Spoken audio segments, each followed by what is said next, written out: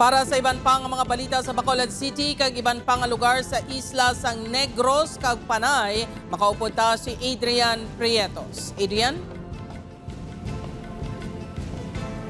Yes, Jert, mga kapuso, madamo gid nga salamat. Mga kapuso sa Bacolod City naman, pila ka mga urig o kun mga manugbaligya sa Manukan Country emosyonal sa pagbiya sa lugar. Samtang pila naman ka tenants sa may temporary Manukan site ang dismayado bango nagapabilin nga pigado ang ilang nga income. Yaring balita ang aton gintutukan.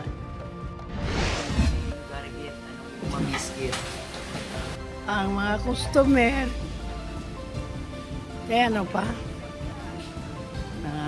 ang lugar.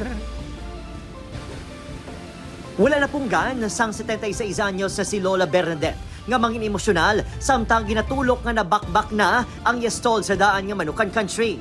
Madamo kuno ini sang hindi malipatan nga eksperyensya sa lugar. Apang ang pinaka-espesyal amo nga nakabulig ini sa iya pamilya. Niligoban na po ako. Mga bata eh.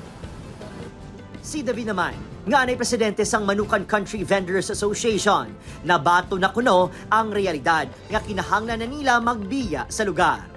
Bali, amo na niya ang end namon sa kalawigon nga negosasyon. Kalaing iti pinsarabla nga ang kadugayon mo di gulpi lang makakuha, madula sa imo tanan.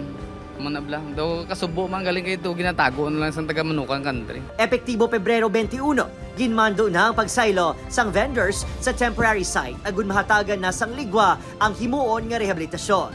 Nagpatuman naman sang full road closure sa Dalan Ferrero para sa mat-amat nga pagtakod sang kudal sa palibot sa Manukan Country.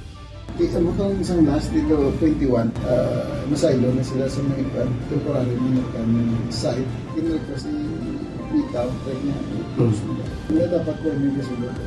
Sa pagpadulong sa news team sa temporary site, talalupang doon nga kalabanan sa Sol Serrado. Madumduman nga ginreklamo asang mga ini ang gamay nga pwesto kag pigado nga kita. Opo Kiril Casillo, Adrian Prietos, 1 Western Visayas.